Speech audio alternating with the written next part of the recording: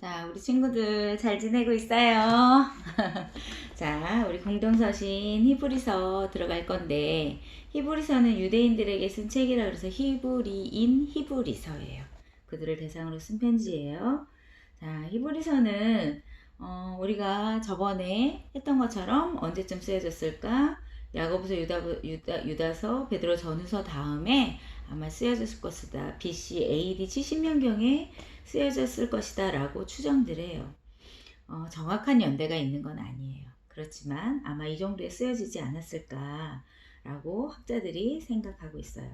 자, 히브리서는 작가는 일단 미상이에요. 근데 많은 사람들이 아마 바울이 쓴 책이 아닐까 라고 추정하는 학자들이 많아요. 그 중에 하나를 어떤 걸로 드냐면 히브리서 12장 23절에 보면 우리 형제 디모데가 놓인 것을 너희가 알라. 그가 속히 오면 내가 그와 함께 가서 너희를 보리라. 이런 대목이 있거든요. 이것으로 봤을 때 디모데가 감옥에 들어가 있었고 이제 나왔고 그리고 그가 나오면 같이 가겠다라고 왔을 때 이것이 혹시 바울이기 때문에 이렇게 쓰지 않았을까? 라고 생각하는 학자들도 있지만 어쨌든 간에 히브리서 내용 안에는 나 바울이야 라고 하는 내용이 없기 때문에 그냥 그렇게 추정만 할 뿐 작가는 미상입니다. 자, 내용으로 들어가서 정리한다면 한마디로 정리하면 이래요. 예수님은 제물로 나타나신 그리스도다. 구약 전체 역사 속에 행해왔던 모든 제사를 완벽하게 완성하신 분이다. 이렇게 얘기해요. 이 제사가 왜 나왔어요? 성경 창세기에 보면 아담과 하와가 에덴 동산에 있던 선악과를 따먹음으로 하나님과의 관계가 단절되거든요. 그래서 하나님께서 이 단절된 관계를 다시 회복하기 위해서 이들에게 주셨던 제도가 뭐냐면 제사예요. 제사. 그래서 아벨도 왜 제사 지내고 가인 형도 제사를 지냈는데 아벨만 했다는 얘기 우리 옛날에 했었잖아요. 그래서 이 제사는 다시 얘기하면 어떤 고백이냐면 나는 하나님의 자녀입니다. 나는 하나님의 구원받은 백성입니다. 라고 하는 뜻이 바로 제사예요. 그래서 예수님이 계셨던 그 시절에도 계속해서 제사를 드리고 있었어요.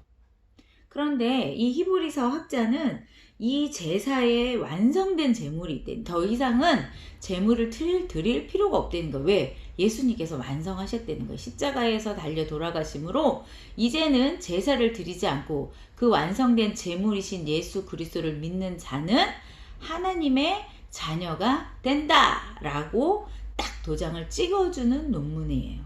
그래서 모든 제사를 완성하신 제물이 바로 누구다? 예수 그리스도다. 이렇게 내용을 정리해주고 있어요. 그 다음에 이 책은 AD 70년경의 성도들에게 어떻게 예수를 전했는지 보여주는 아주 좋은 교재예요. 왜냐하면 이들은 계속해서 제사를 지냈거든요. 하나님께 죄를 지으면 계속해서 양이나 비둘기나 이런 많은 것들, 동물들을 통해서 자기의 형편에 맞게 제사를 드려야만 했어요. 왜냐하면 죄를 용서받을 길이 그것밖에 없었거든요. 그런데 이제 예수 그리스도를 때문에 예수 그리스도를 믿음으로 그의 피값으로 우리는 구원받았다는 거예요. 그렇게 복음을 전하는 책, 그게 바로 히브리서입니다. 자, 히브리서 내용을 정리하면 이래요. 첫 번째는 예수님은 하나님의 보좌 우편에 앉은 자로 천세와 모세와 위에 뛰어난 하나님의 아들 그리스도다. 이렇게 얘기해주고 있거든요. 다시 얘기하면 하나님의 보좌 우편 앉은 자, 이거는 이 얘기를 들은 모든 유대인들은 알아요. 그분을 가리키는 게 누구다? 메시아다, 그리스도다. 그런데 예수님도 이 땅에 오셔서 자기에 대해서 얘기하실 때 나 하나님의 보좌 우편에 갈 거야. 이렇게 얘기해요. 그리고 사도행전에도 보면 하나님의 보좌 우편으로 올라가시니라. 이렇게 말씀하시거든요. 그래서 예수 그리스도는 뭐라는 거예요? 메시아, 그리스도 되는 거예요. 그런데 누구하고 비교하냐면 천사와 모세랑 비교하고 있어요. 이 시대에는 천사 숭배 사상이 엄청나게 부흥하던 시절이에요. 그래서 모든 사람에게는 2명의 천사가 있어서 그 천사가 그들을 보호해 준다고 얘기할 만큼. 성경에도 보면 이런 천사가 나타나죠. 바울 말고 베드로가 어떻게 해요? 베드로가 감옥에 있다가 천사를 통해 풀려나거든요. 그래서 그때 나와서 막 그 제자 있는 데 가서 문을 두들기니까 사람들의 하는 반응이 뭐냐면 베드로는 못 왔을 거야. 그의 천사가 왔을 거야. 이렇게 얘기하는 부분도 나오고요. 우리 친구들이 알다시피 다니엘에도 보면 천사가 나타나죠. 성경 전체에 보면 천사라고 하는 이런 것들이 나타나거든요. 그래서 이때도 아마 우리를 보호해주는 천사, 우리의 병을 낫게 해주는 천사, 병을 낫게 해주는 천사에 대해서는 베데스다 연못 사건을 통해 예수님 계실 때 38년 된 병자를 고치시는 얘기가 나오거든요. 그런데 그곳에서도 그 사람들이 한결같이 하는 얘기가 뭐냐면 가끔 이 못에 천사가 나타나는데 와서 물을 돌리게 한다는 거예요. 그때 들어가면 다 낫는다는 거야. 누가 도와줘요? 천사. 이들에게 있었던 이 천사 숭배 사상보다 누가 뛰어나다는 거야? 하나님의 아들이신 그리스도가 더 뛰어나시다. 이들에게 있어서 모세는 거의 하나님급이거든요. 그런데 이 히브리서의 저자는 정확하게 얘기해요. 모세는 종이었지 않느냐? 그런데 예수님은 누구라는 거야? 하나님의 아들이었다는 거야. 종이 높아요? 아들이 높아요? 당연히 아들이 높죠. 그래서 하나님의 아들 그리스도가 더 이들보다도 뭐하다? 뛰어나다라고 아주 확실하게 정리해주고 있어요.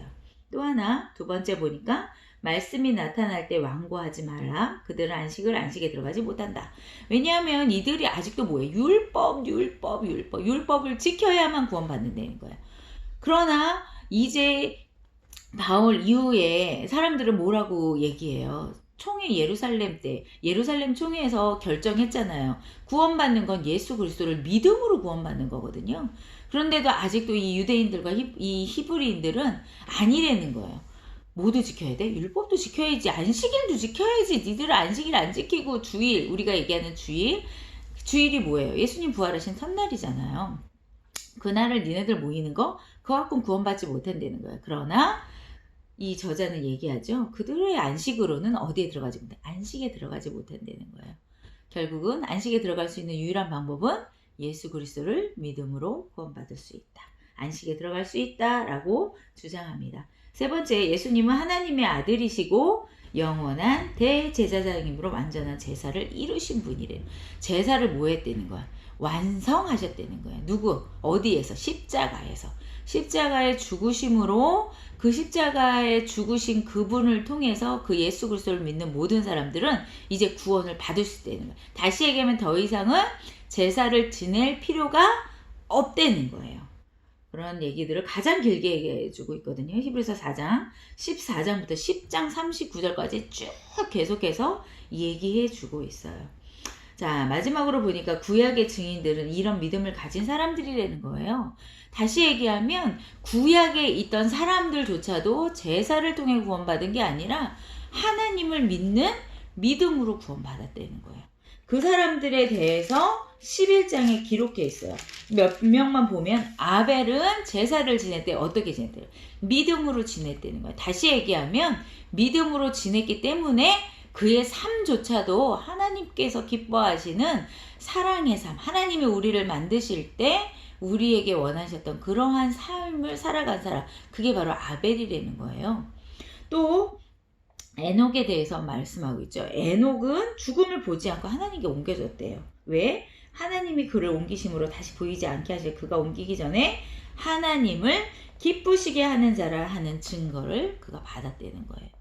다시 얘기하면 나 하나님 믿어. 그럼 거기서 땡이 아니라 그의 삶 자체가 누가 봐도 하나님을 기쁘시게 하는 삶을 살았다는 거예요. 삶이 중요하다는 거죠. 6도 7장에 보면 노아도 그랬다는 거예요. 여러분 우리 노아는 너무 잘 알다시피 120년 동안이나 무려 혼자 노아 방주를 지었어요. 그것도 어디다?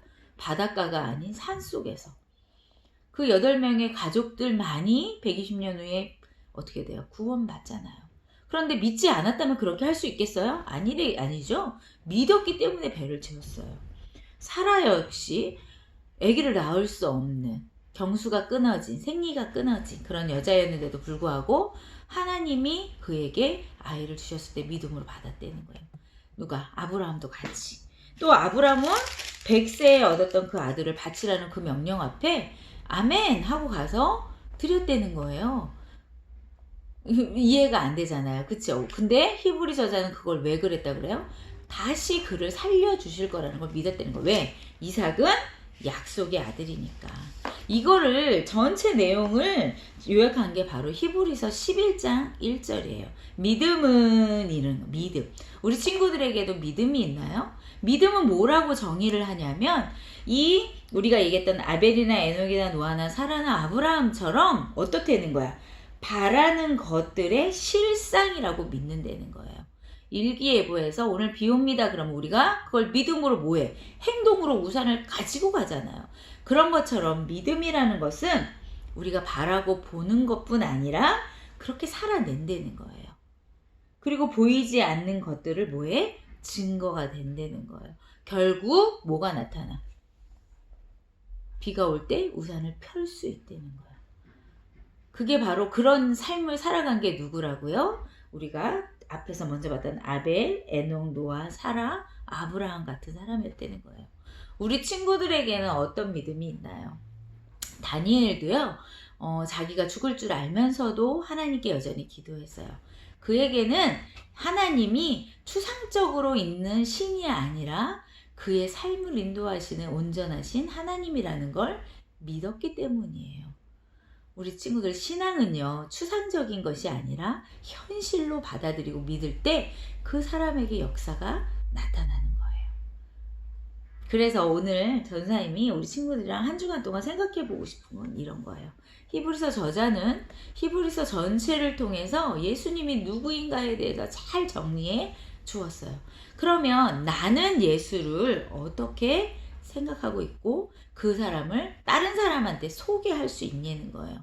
내가 아는 건 말할 수 있는 거거든요. 그렇잖아요. 우리 경험한 일은 말할 수 있어요. 그런데 경험하지 않은 일은 우리가 확신을 가지고 말할 수 없어요. 내가 예수님을 어떻게 믿고 있느냐? 그 믿는 예수를 나는 다른 사람에게 어떻게 소개할 수 있느냐? 바로 이것이 우리 친구들의 한 주간 생각해 보기예요.